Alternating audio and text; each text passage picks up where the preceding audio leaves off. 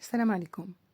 اليوم غادي نحكي لكم قصة بناز محمود، الشابة البريئة اللي هربت من بلادها ومسقط رأسها العراق وخلات وراها ذكريات طفولتها وأصدقائها ومدرستها بأمل البحث عن حياة فيها أمن وأمان ومستقبل مشرق.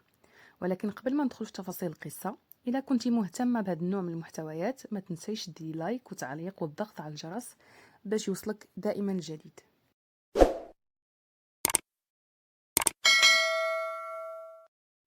على بركة الله. بناز محمود ولدت نهار 16/12/1986 في عائلة كردية عراقية تقليدية محافظة. عائلتها داروا اللجوء السياسي البريطاني في زمن صدام حسين، هربوا من الحرب ومن الاضطهاد ومن الضغط اللي كانوا كيعيشوه كأسرة كردية.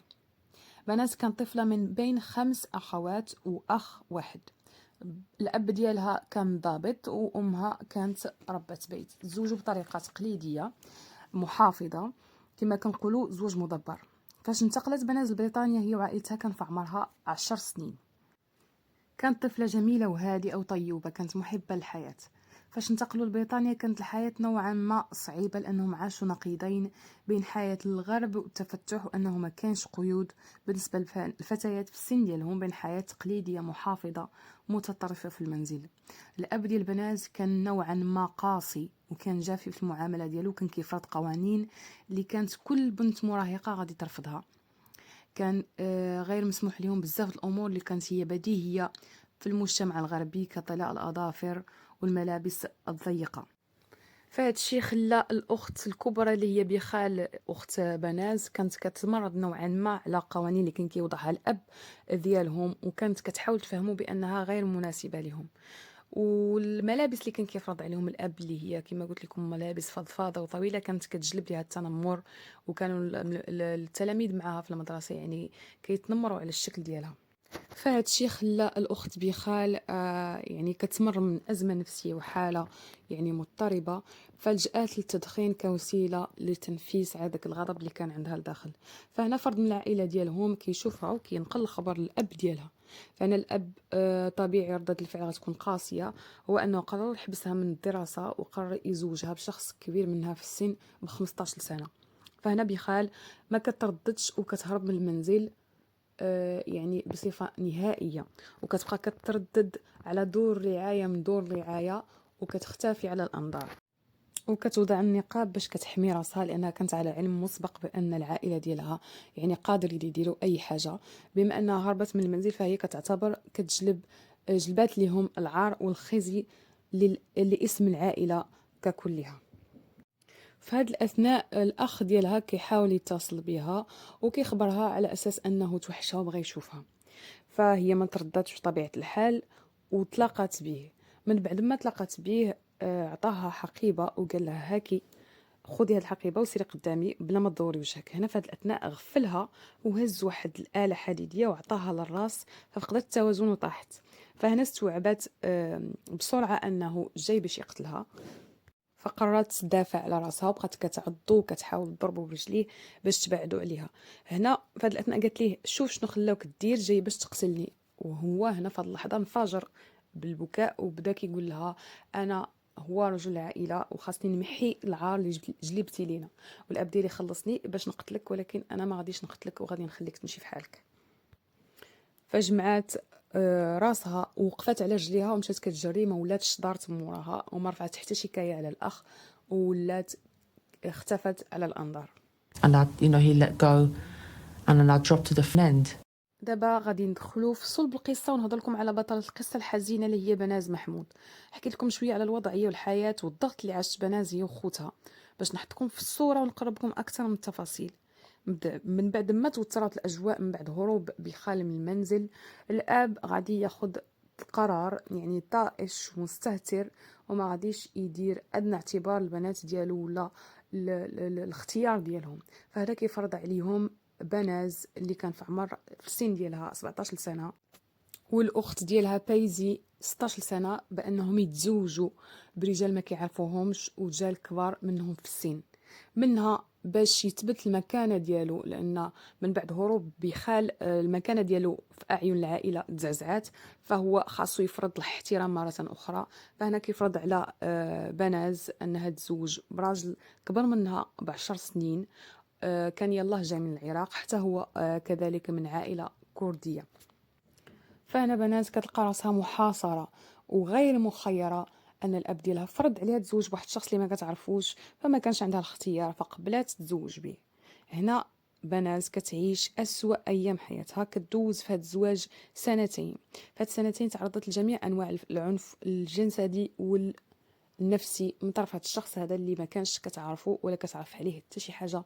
كما كانت كتقول في مركز الشرطه، لانها كما قلت لكم تعرضت لجميع انواع العنف، فكانت كتردد على مركز الشرطه باش تخبرهم شنو كتعرض مع هذا الرجل. فهذا الرجل كانت كتقول بانه يعني غوطاغ، يعني على جميع المستويات، شخص امي جاهل. وقالت واحد المرة انه ضربها لراسها من شدة الضربة، يعني فقدت واحد الجزء من الذاكرة ديالها، ما بقاتش عاقلة على التفاصيل. فبناز كانت متحمله وكانت كتردد كذلك على منزل العائله وكتخبرهم بالاشياء اللي كيقوم بها هذا الزوج، فكانوا دائما كيرجعوها او كيقولوا بانهم ما عندهمش البنات اللي كيطلقوا، فلازم تصبر مع الزوج ديالها وتكون مطيعه اكثر. سنه 2005 بناز قررت تنهي العلاقه مع هذا الشخص المسيء، وقررت توقف يعني المعاناه ديالها. ونسيت واحد التفصيله مهمه، اللي هو قبل ما تفكر بناز في الطلاق، فالاخت ديالها بخال حاولت تواصل معها في هذه الفتره، تواصلت معها ونجحات بانها تجي عندها المنزل، واخا هذا التصرف يعني كان خطر عليهم بجوج. فالاخت بخال جات لعند بناز ودخلت للدار ولقات الاخت ديالها في حاله مزريه، يعني ما خلاتها في شكل ورجعات لقاتها في شكل، لقاتها هزيله، يعني الجسم ديالها كله كدمات، فتبدلت عليها شكلا ومضمونا. فهنا لقاتها كتصبن حوايج الزوج ديالها بيديها، قالت لها علاش كتصبيهم بيدي؟ قالت لها لان الزوج كيرفض انها دير الحوايج في الغساله، فيعني كنوع من الاحتقار والاهانه.